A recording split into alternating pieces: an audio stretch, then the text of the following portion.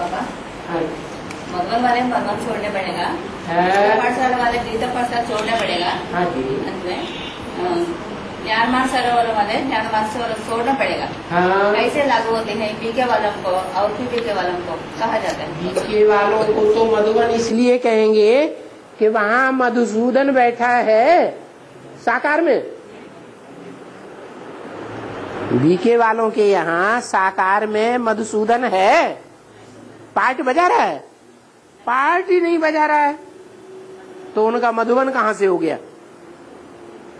वो तो बात कट कर दो। अब रही एडवांस की बात। एडवांस में अगर कोई समझते हैं कि मधुबनों में जो सेंटर्स हैं एडवांस वालों के, उन सेंटर्स में मधुसूदन पार्ट बजाता है। क्या? कौन पार्ट बजाता है? मधु। मधु माने शहद, सूदन माने मारने वाला, अर्थात शहद की तरह जो मीठा मीठा काम विकार है उसको मारने वाला वो मधुसूदन, वो मधुबन में पार्ट बजा रहा है। तो मधुसूदन का वो मधुबन, और मधुबन वालों को मधुबन छोड़ना पड़ेगा। माया इतना विकराल रूप धारण करेगी, क्योंकि माया कहती है कि ये मधुबन भी मेरा घर है, मेरे बाप का घर है। तो मधुबन में माया आएगी या नहीं आएगी? मधुबन में माया जरूर आएगी। वो बाप की बड़ी बच्ची है। जैसे बाप का बड़ा बच्चा बाप समान होता है, ताकतवर होता है ना, ऐसे ही बड़ी बच्ची भी माँ समान होती है, तो बड़ी पावरफुल है। जैसे बाप सर्वशक्तिवान है, वैसे वो माया भी, माया बेटी भी सर्वशक्तिवान है। और वो सर्वशक्तिवान रूप तब धारण करती है जब वो प्रकृति माता से हाथ मिलाई लेती है। किससे? प्रकृति माना धरणी, माना जगदम्बा। तो जगदम्बा पावरफुल है, और इतनी पावरफुल प्रकृति है कि जब प्रकृति विकराल रूप धारण करती है तो सारे संसार का नाश करा देती है। 5 विकार सारे संसार का नाश नहीं करा सकते जब तक प्रकृति उनकी सहयोगी न बने। तो माया बड़ी चालाक है। उसने देखा कि मेरे 5 विकारों की ताकत से मेरी जीत होने वाली नहीं है। अव्यक्तवाणी में आया ना, माया होपलेस हो चुकी है, माया थक चुकी है। और जब थक चुकी है ये कहा, उसी समय शरीर छोड़ दिया ना। तो माया ने देखा अभी तो मेरी दाल नहीं गलेगी, इसलिए उसने फट से प्रकृति से हाथ मिला लिया, जगदम्बा से, और जगदम्बा से दोस्ती कर ली। अब दोनों मिलकर के पावरफुल हो गए। अब वो ऐसा प्लान बनाते हैं वर्ष वर्ष कि अंत में वो प्लानिंग उनकी सफल हो जाएगी। इतनी सफल हो जाएगी कि सारी दुनिया को विरोधी बनाए देंगे। इतना विरोधी बनाएंगे, अखबारों के आधार पर, टेलीविजन के आधार पर, इंटरनेट के आधार पर, रेडियो के आधार पर, इतना विरोधी बनाएंगे कि मधुबन वालों को मधुबन छोड़ना पड़ेगा। जब पब्लिक बाहर की हमला करने लग पड़ती, हमला के ऊपर तैयार हो जाती है, तो मधुबन के अंदर जो रहने वाली कमजोर आत्माएं हैं, जिन्होंने धमचक्कर ज्यादा मचाया है मधुबन के अंदर, क्या धमकी देते हैं, घर भाग जाएंगे। बाप को क्या देते हैं? धमकी देते हैं। हम यहाँ नहीं ठहरेंगे, हम ये कर देंगे, हम वो कर देंगे, आपस में लड़ते हैं। तो ऐसी आत्माएं जो कमजोर हैं वो भाग खड़ी होती है, और उनको देख करके दूसरे भी भाग खड़े होते हैं। सब भाग जाएंगे, जैसे आदि में हुआ था, एक आत्मा एक तरफ और सारी ब्रह्मांड दुनिया की आत्माएं दूसरी तरफ हो गई थी।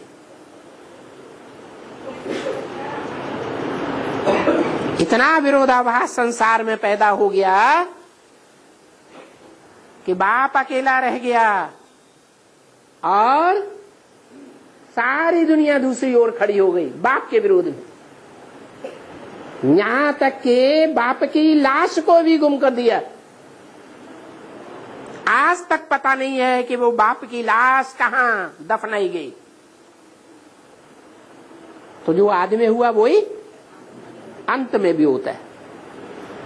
लाश तो नहीं दफनाई जा सकती, क्योंकि लाश उसकी दफनाई जाती है जिसको देहभान होता है। क्या? जिसका देहभान खत्म हो गया, बाप को याद करते करते बाप समान निर्विकारी बन गया, निराकारी बन गया, उसकी लाश खत्म होने का सवाल ही पैदा नहीं होता।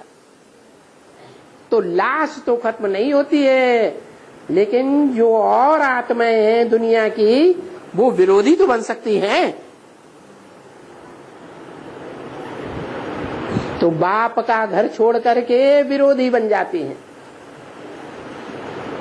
दुनिया को ये विश्वास बैठ जाता है कि इन्होंने घर छोड़ दिया बाप का, जिसको ये बाप कहते थे।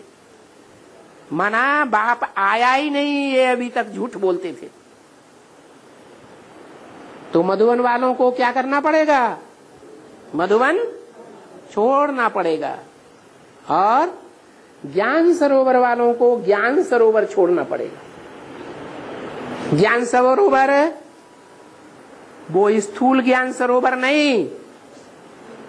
क्या?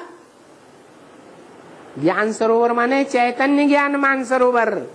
कौन? संगठन नहीं, बाप। बाप और बाप का संगठन। कौन सा संगठन? ज्ञानमान सरोवर। जिस संगठन में बाप स्पष्ट दिखाई देता है, लेकिन अज्ञान अंधकार के कारण सब अंधे हो जाते हैं, दिखाई नहीं पड़ता। तो वो भी छोड़ना पड़ेगा। और गीता पाठशाला वालों को क्यों छोड़नी पड़ेगी? क्योंकि गीता पाठशाला वाले, गीता पाठशाला में आने वाले स्टूडेंट्स को ताकतवर समझते हैं, या मिनी मधुबन में जाने वाले स्टूडेंट्स को ताकतवर समझते हैं।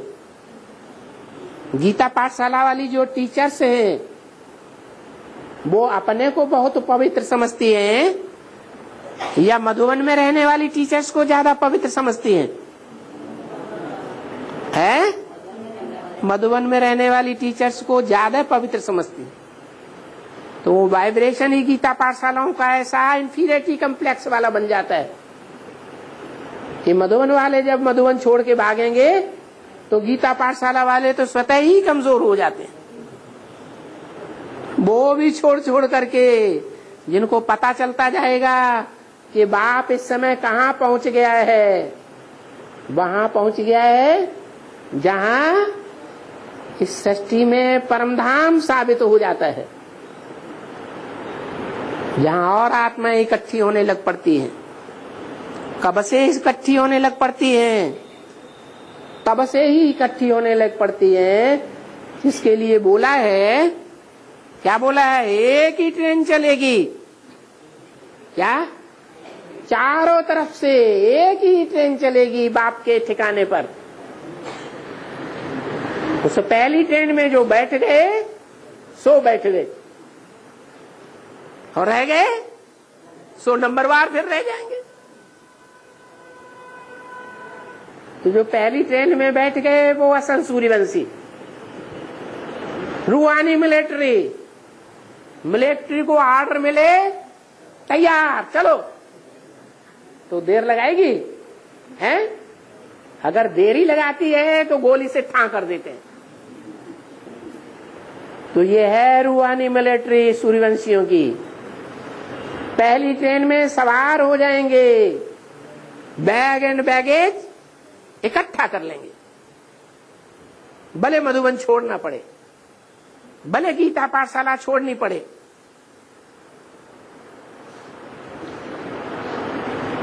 ज्ञान मानसरोवर जो देखने में आता था वो गुप्त हो जाएगा, परवाह नहीं।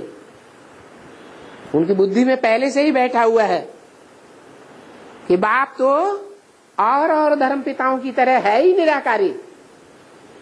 निराकारी बनता है तभी धर्म की स्थापना होती है। जैसे महात्मा बुद्ध निराकारी स्टेज में थे तो बौद्ध धर्म की स्थापना हुई। क्राइस्ट निराकारी स्टेज में था तो क्रिश्चियन धर्म की स्थापना कर सका। गुरु नानक निराकारी स्टेज में थे तो सिख धर्म की स्थापना कर सके। ऐसे ही जो सूर्यवंशियों का बाप है, बापों का बाप कहा जाता है, वो अति की निराकारी स्टेज में स्थिर हो जाता है। उनकी तो बुद्धि में है कि वो ज्ञानमान सरोवर की स्टेज से ऊंचे उठ करके पक्का योगी है, जो परमधाम वासी बन चुका है बुद्धि से। शरीर के रहते रहते परमधाम वासी, उन्हें पता है परमधाम इस सृष्टि पर कहाँ उतरेगा, है माउंट आबू में ही उतरेगा। तो वहां के लिए जिन्होंने अपना बैग एंड बैगेज पहले से ही तैयार कर लिया है, क्या बैंकों की संपत्ति इकट्ठी कर ली है, मकान दुकान जमीन जायदाद प्रॉपर्टी सारी बेच बाच के इकट्ठी कर दी, तो धड़ाक से कहाँ चले जाएंगे, हैं?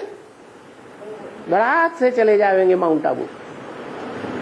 तैयार बैठे रहेंगे, उनको टंकाल आएगा, चलो परमधाम। साकारी सृष्टि में जो परमधाम स्थापित होना है वहां अब जाने का समय आ गया।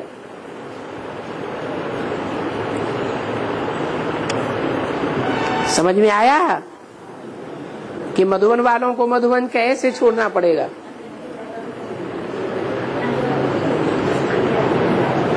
ज्ञान सरोवर वालों को ज्ञान सरोवर है, ज्ञान मान सरोवर बाप पता ही नहीं कहां चला गया। मधुबनों में तो नहीं देखने में आएगा, कहां चला गया उन्हें पता ही नहीं चलेगा, क्योंकि साकार में हो तो पता चले। वो तो निराकारी स्टेज में चला गया। ऐसे ही गीता पाठशाला वालों को गीता पाठशाला छोड़नी पड़ेगी। समाज में इतना ज्यादा विरोधाभास बढ़ जाएगा कि गीता पाठशाला वालों के संगठन, छोटे छोटे संगठन को समाज वाले लोग ऐसे ही उड़ा देंगे, ठहरने नहीं देंगे।